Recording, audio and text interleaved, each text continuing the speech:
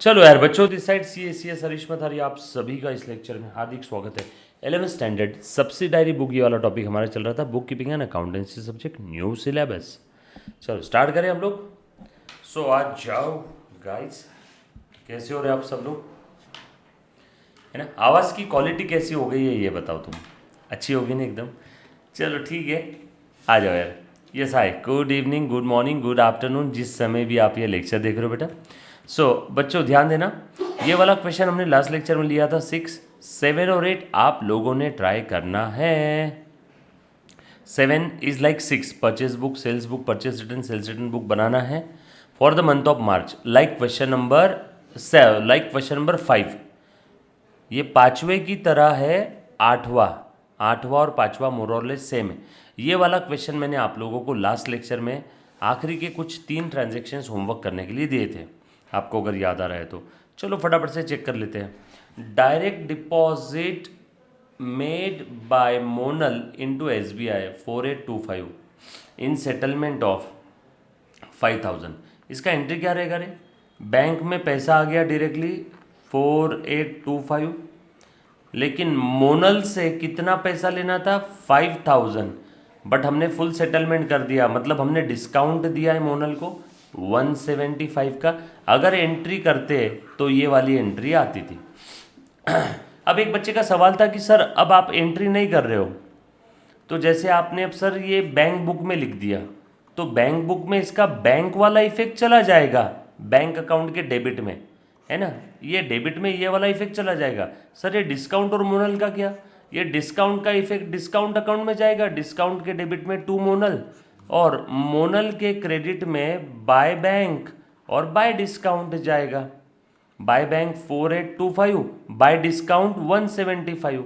But हमें यहाँ पे ना डिस्काउंट अकाउंट बनाने बोला है ना मोनल अकाउंट, हमें यहाँ पे सिर्फ बैंक बुक बनाना है, तो मैं सिर्फ बैंक वाला इफेक्ट लेता हूँ। ये बात समझ आई क्या? एक बच्चे का डाउट आया था, इसीलिए मैंने ये चीज़ फिर से एक्सप्लेन की।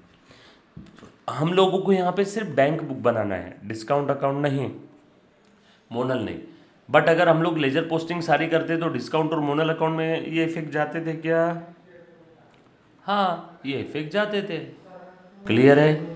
चलो आ जाओ, यहाँ पे सिर्फ बैंक बुक है 4825 SBI 20 तारीख का, है ना। सो 20 तारीख का टू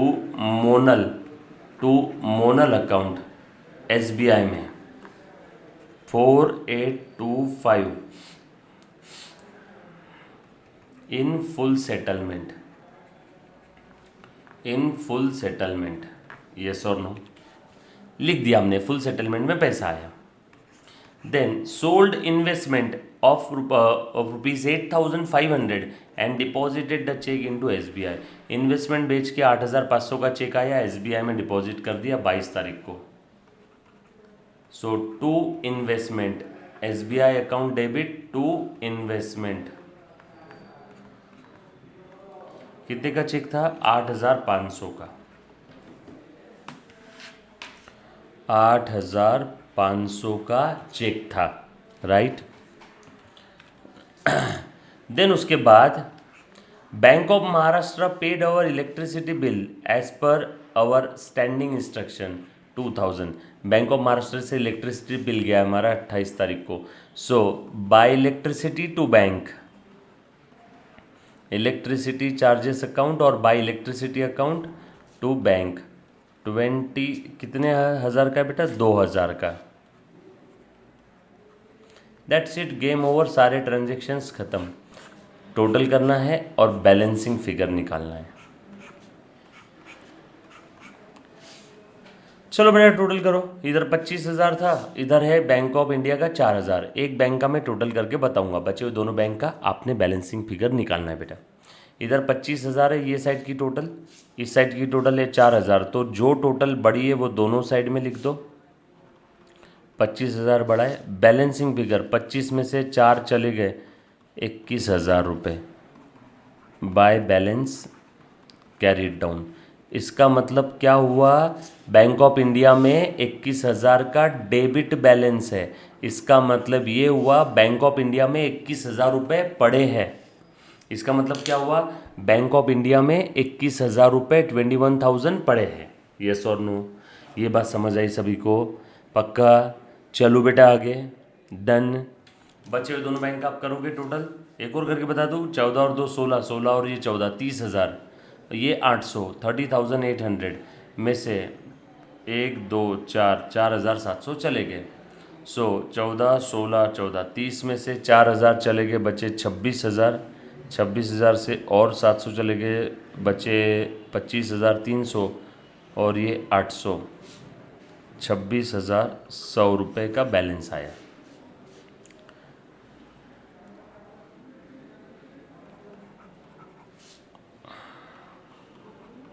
ऐसी एसबीआई का आप निकालोगे। बैलेंस इस साइड में आया तो क्रेडिट बैलेंस, क्रेडिट साइड की टोटल ज़्यादा है, और इस साइड में बैलेंस आया है तो डेबिट बैलेंस।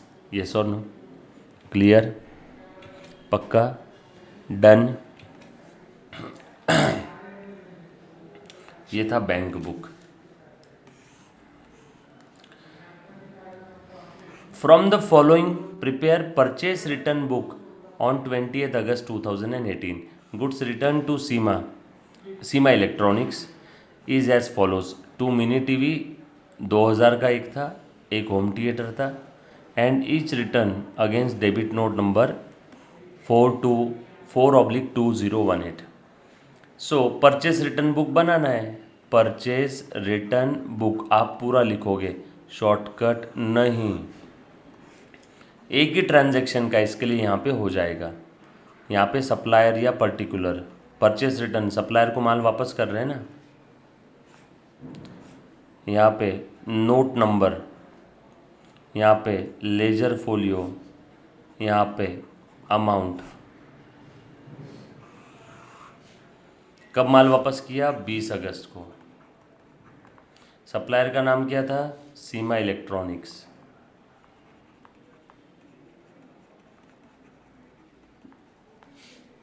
और डेबिट नोट हमने कौन सा दिया उसको? Debit note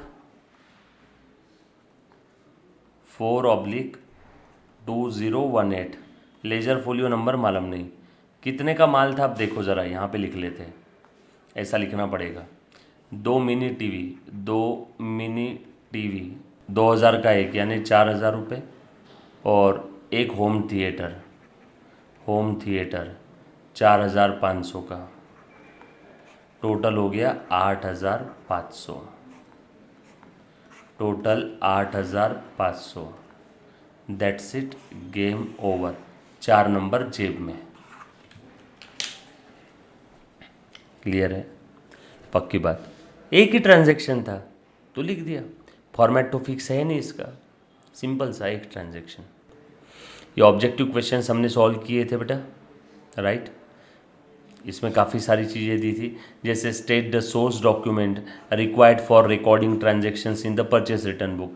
purchase return book के लिए सोर्स डॉक्यूमेंट कौन सा है, यानी अकाउंटेंट कौन से डॉक्यूमेंट को देख करके एंट्री करेगा। हमने माल वापस किया तो सप्लायर को हम लोग डेबिट करते हैं, सप्लायर को डेबिट किया मतलब हमने बनाया होगा डेबिट नोट, तो debit note is the source document. State the source document for sales return, credit note. Customer से माल वापस आया तो sales return account debit to customer, customer को क्रेडिट किया, इसका प्रिंट आउट निकाला मतलब क्रेडिट नोट है। Give the meaning of bank book. Bank book ये बेसिकली कैश बुक का ही एक टाइप है, विद बैंक कॉलम ओनली। देखो हमने अभी थोड़ी देर पहले बैंक बुक देखा था, क्वेश्चन नंबर आई थिंक 6 में, तो उसमें सिर्फ बैंक कॉलम ही थे, कैश कॉलम नहीं थे, और अलग अलग बैंकों के लिए अलग अलग बैंक कॉलम थे, अलग अलग बैंकों के लिए separate book in which the banking transaction entered into with various bank. अभी किया था ना, bank of India, bank of Maharashtra, state bank of India, वैसे। तो bank book is a type of cash book which contains the various bank column for the various bank. No cash column, no discount column. Journal proper का meaning क्या है? Subsidiary book which is use by the businessman to record all transaction, जिसके लिए कोई subsidiary book या other book नहीं है। Closing entry क्या रहती है बेटा? हम लोग फाइनल अकाउंट बनाते समय क्लोजिंग एंट्री करते हैं, बुक्स ऑफ अकाउंट्स क्लोज करना है तो उस समय। बेस्ट एग्जांपल है इसका डिप्रिसिएशन की एंट्री, साल के आखिरी में आती है जनरली, है ना? यस और नो? काफ़ी सारी एडजस्टमेंट एंट्रीज आती है, बरोबर है। सो फाइनल अकाउंट्स बनाते समय हम लोग इनकम एक्सपेंस ट्रांसफ़र करते हैं, ट्रेडिंग का P&L में, P&L का प्रॉफिट ट्रांसफ़र कर देते हैं बैलेंस शीट में साल के आखिरी में। तो ये सब रहेगी आपकी क्लोजिंग एंट्रीज। और भी है बहुत सारे एग्जाम्पल क्लोजिंग एंट्रीज के, बता देता हूँ बेटा, अच्छे से ध्यान देना। जैसे देखो क्लोजिंग एंट्री का एग्जाम्पल बता रहा हूँ। जैसे ये सैलरी अकाउंट बनाया, आएगा साल के आखिरी में फाइनल अकाउंट, है ना। और ये टॉपिक भी बाकी है, ये आपके 11th के बुक में लास्ट वाला टॉपिक है। तो सैलरी अकाउंट, ये एक्चुअल में फाइनल अकाउंट का क्वेश्चन था, ये क्लोजिंग एंट्री का। Salary account debit to cash, साल भर में सैलरी दिया समझ लो, और एक बार दे दिया, है ना, ये 2 बार सैलरी दिया हुआ है। तो अब सैलरी का बैलेंस कितना आया, 2000। ये कहाँ पे जाएगा, P&L में, बाय बैलेंस लिख दो, या फिर ये P&L में चला जाएगा, ट्रांसफ़र ऑफ बैलेंस। P&L ये फाइनल अकाउंट का पार्ट है। फाइनल अकाउंट टॉपिक अभी तक हमने पढ़ा नहीं। P&L के डेबिट में टू सैलरी। तो ये जो चीज़ मैंने बताई, ये अगर नहीं समझी होगी तो चिंता मत करना, क्योंकि ये फाइनल अकाउंट टॉपिक में आएगी। क्योंकि कौन से टॉपिक में आएगी बेटा, फाइनल अकाउंट में, है ना। यहाँ देखने की ज़रूरत नहीं है, एक्चुअल में क्वेश्चन यहाँ पे नहीं चाहिए था, ये फाइनल अकाउंट का क्वेश्चन है, वहाँ पे इस टाइप के क्वेश्चन आएंगे। उसके बाद और भी नीचे कुछ है, वन वर्ड, ये एक सेंटेंस के लिए एक वर्ड लिखना है। ये नीचे आंसर्स दिए है, जो हमने स्टार्टिंग में थ्योरी देखा वही सारी चीज़ें इसके अंदर में बेटा, जस्ट आपने इसको अच्छे से रीड करना है, बराबर है।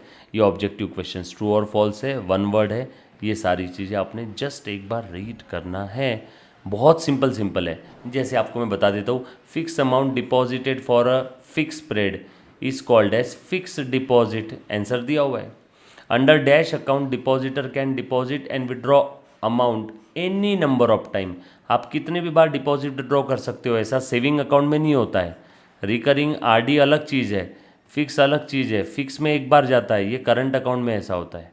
Bank column appearing in 2 column cash book represent the bank dash account, कौन सा बेटा, करंट अकाउंट रिप्रेजेंट करेगा। धंधे के लिए जनरली करंट अकाउंट होता है। तो ऐसी काफ़ी सारी चीज़ें, जस्ट आपने एक बार इसको रीड करना है और फटाफट से सॉल्व करना है। अगर कोई चीज़ में दिक्कत आती है, मैं बैठा हूँ। डन, क्लियर है। क्या मैं ऐसा बोल सकता हूँ, सब्सिडायरी बुक ये वाला टॉपिक, सब्सिडायरी बुक ये वाला टॉपिक हमारा हुआ है बेटा। डन, इसमें कहीं किसी को डाउट है तो एक बार पहले पूछो, anybody, any kind of doubt in the subsidiary book topic, anybody. Subsidiary book में किसी बच्चे को कोई टॉपिक या कहीं कोई कॉन्सेप्ट में डाउट है तो प्लीज़ प्लीज़ प्लीज़ एक बार सबसे पहले पूछो। क्या था सब्सिडायरी बुक में, एक बार फटाफट से रिवाइज करवाता हूँ। कैश बुक बनाया था, परचेस बुक बनाया था, परचेस रिटर्न बुक बनाया था, सेल्स रिटर्न बुक बनाया था, सेल्स बुक बनाया था। ये 5 बुक हमने बनाई, इसी के क्वेश्चंस एग्जाम में आते हैं। राइट, पक्का, डन, क्लियर है। फिर भी एक बार आपने अच्छे से वीडियो देखना है। अगर कहीं कुछ डाउट आया तो ये सबसे पहला वाला नंबर, कौन सा, वो उधर वाला, 9970668807। 10